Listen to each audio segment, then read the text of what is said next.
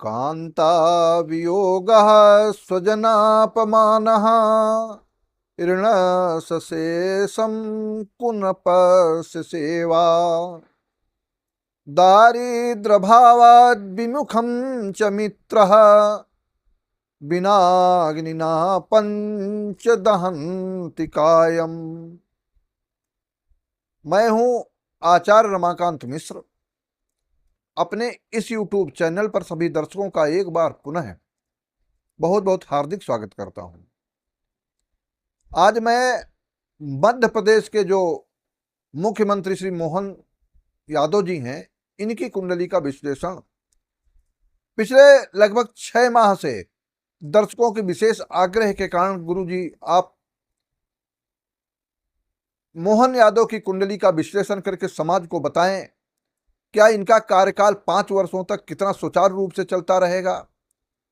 यद्यपि इनकी जन्म का समय बिल्कुल पूर्ण रूप से सत्य नहीं दिखाई देता, लेकिन फिर भी जो नेट के द्वारा प्राप्त होता है और श्रुतियां जो सुना, हमारे धर्म ग्रंथों में, धर्म शास्त्रों में श्रुति स्मृति, तो श्रुतियों के द्वारा जो सुना गया और उसके द्वारा इनका सिंह लग्न में जन्म हुआ है और यही सत्य है।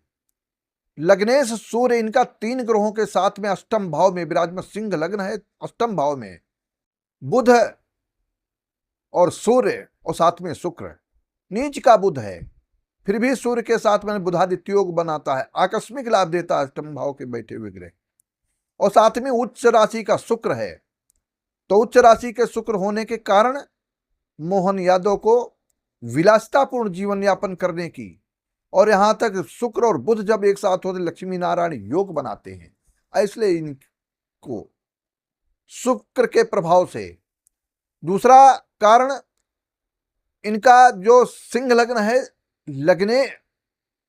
लग्नेश तो अष्टम भाव में विराजमान, परंतु भाग्य का स्वामी जो मंगल है वो लग्न में विराजित है, मित्र ग्रही है।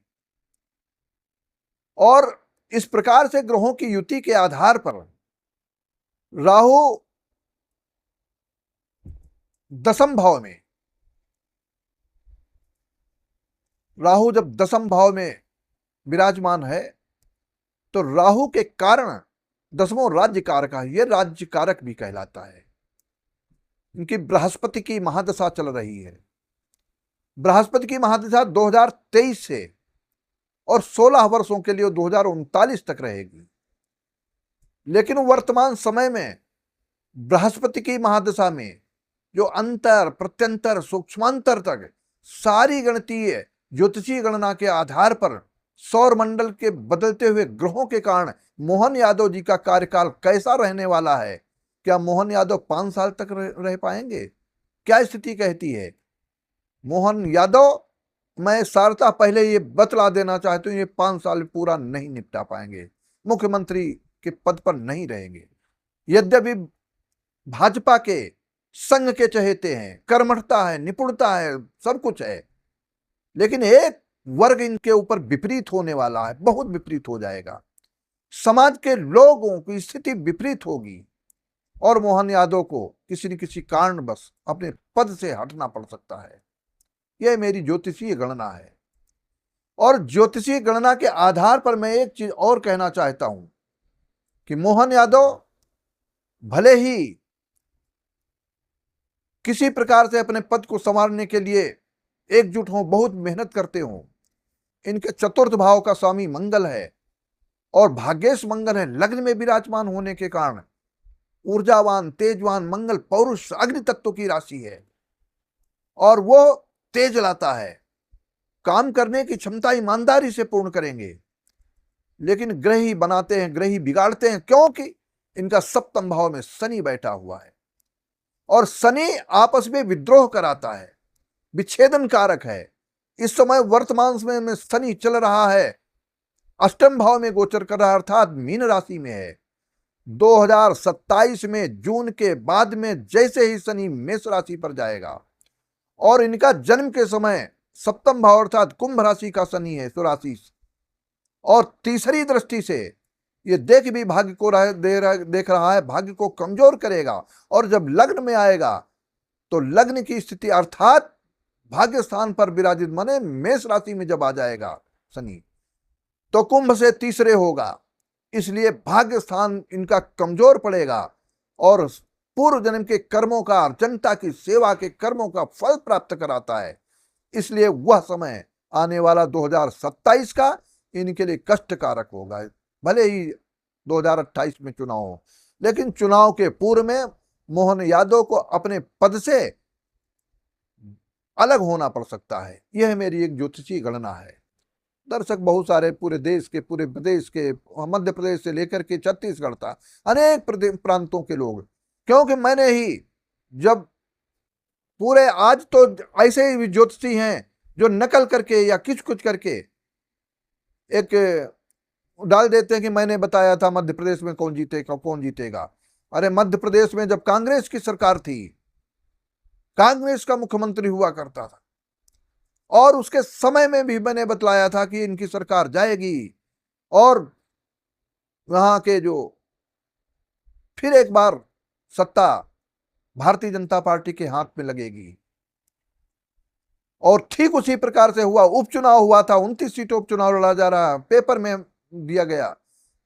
पत्रकारों ने हमसे पूछा, मैंने बताया कि 8 से 11 सीट ही कांग्रेस को मिलने वाली 29 सीटों में से, अर्थात सारी की सारी भारतीय जनता पार्टी जीत करके ले जाएगी। उपचुनाव में भी वही हुआ।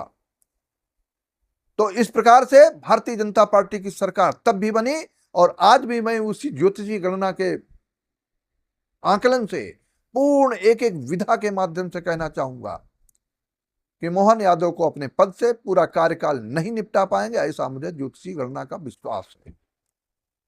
हर इच्छा बलियसी, ईश्वर की इच्छा बहुत बलवान होती है, लेकिन फिर भी ब्राह्मण मुखमासीत बाहु राजन्य हकता, अगर शब्द निकला है तो प्रभु की प्रेरणा से निकला, पराम्बा जगदम्बा भगवती त्रिपुरांत का शक्ति की कृपा से निकला है, और यह सत्य होकर के रहेगा, ऐसा पूर्ण विश्वास मुझे है।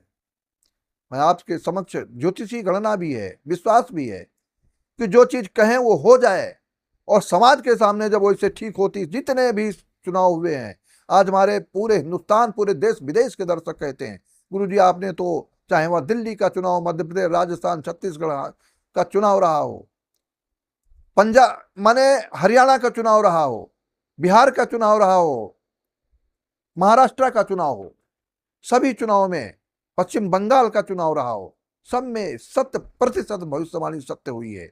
इसी सत्यता के आधार पर मैं अपने के लिए कोई बहुत बड़ी बात नहीं, केवल यह ज्योतिषी गणना है, और ज्योतिषी गणना के आकलन के आधार पर पराम्बा जगदम्बा भगवती वाणी का समलंकन करोति पुरुषम या संस्कृत आधार है, भगवती पराम्बा शक्ति की कृपा से आपके समक्ष अपने शब्दों को रखने का प्रयास करता हूं। वाणी सत्य होगी, और यह मोहन यादव को इस्तीफा देना पड़ेगा, अपने पद से विमुख होना पड़े, ऐसा मुझे पूर्ण विश्वास है, यह होकर के रहेगा।